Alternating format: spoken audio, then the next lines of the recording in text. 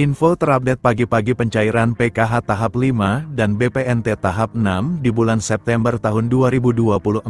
Nah, berikut informasinya. Assalamualaikum warahmatullahi wabarakatuh. Apa kabar semuanya? Semoga selalu sehat, dilancarkan rezekinya, dimudahkan segala urusannya ya amin.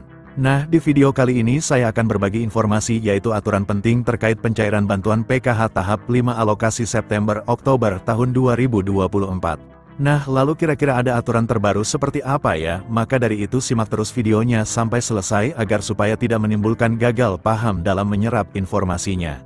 Namun sebelum itu jangan lupa dukungannya untuk channel ini, TV-ku ini, dengan cara subscribe dan like jika dirasa bermanfaat dan agar tidak ketinggalan informasi terbaru selanjutnya. Bagi yang subscribe semoga selalu sehat, dilancarkan rezekinya, dimudahkan segala urusannya dan menjadi orang sukses di masa depan amin. Nah oke, langsung saja berikut ini terkait peraturan terbaru pencairan bantuan PKH tahap 5 tahun 2024. Nah, perlu diketahui bahwasanya pencairan bantuan PKH di tahun 2024 itu masih sama ya, pencairannya melalui kartu KKS dan nominalnya pun bisa berbeda-beda ya, tergantung komponen yang dimiliki. Selain itu juga sudah ada peraturan yang sudah ditetapkan dalam hal pencairan PKH di tahun 2024. Jadi untuk bantuan PKH itu adalah bantuan bersyarat.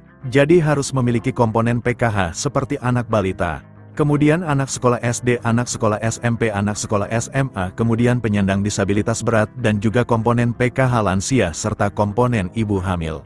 Nah, kemudian ada 13 kriteria untuk menentukan bantuan PKH-nya bisa cair atau tidak. Nah, jadi yang pertama peraturannya itu para KPM harus terdaftar di dalam DTKS. Jadi mulai dari anak balita SD, ibu hamil, kemudian anak SMP, anak SMA, penyandang disabilitas, dan lansia tersebut harus masuk di dalam di DTKS dan aktif sebagai penerima bantuan PKH.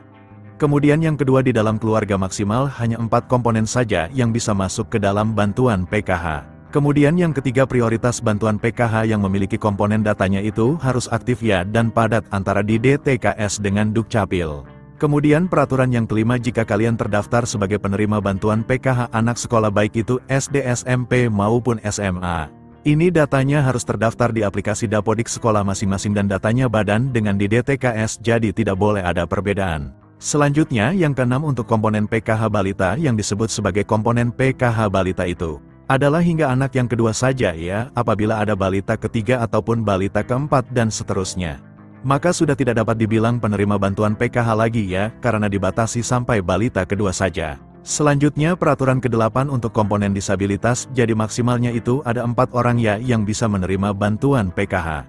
Kemudian selanjutnya untuk komponen lansia, peraturannya adalah yang dibilang komponen PKH lansia sama seperti penyandang disabilitas, yaitu maksimal 4 orang saja. Kemudian peraturan selanjutnya untuk komponen lansia tersebut itu usianya harus mencapai minimal umur 60 tahun ke atas.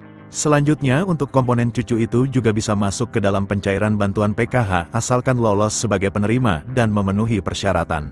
Kemudian peraturan selanjutnya untuk komponen ibu hamil, jadi yang dianggap atau dibilang komponen PKH ibu hamil adalah hanya sampai kehamilan yang kedua saja ya, jadi apabila memilih yang ketiga kalinya atau keempat kalinya itu sudah tidak bisa dapat bantuan PKH. Kemudian juga memiliki anak yang normal yang bersekolah di jenjang SD, sedangkan untuk yang nominal penyandang disabilitas dan anak sekolah SD itu nominalnya berbeda-beda. Lebih besar penyandang disabilitas dibanding dengan komponen anak SD, maka yang masuk komponen PKH adalah komponen disabilitas yang didahulukan. Jadi sudah jelas ya, itu adalah peraturan bantuan PKH di tahun 2024.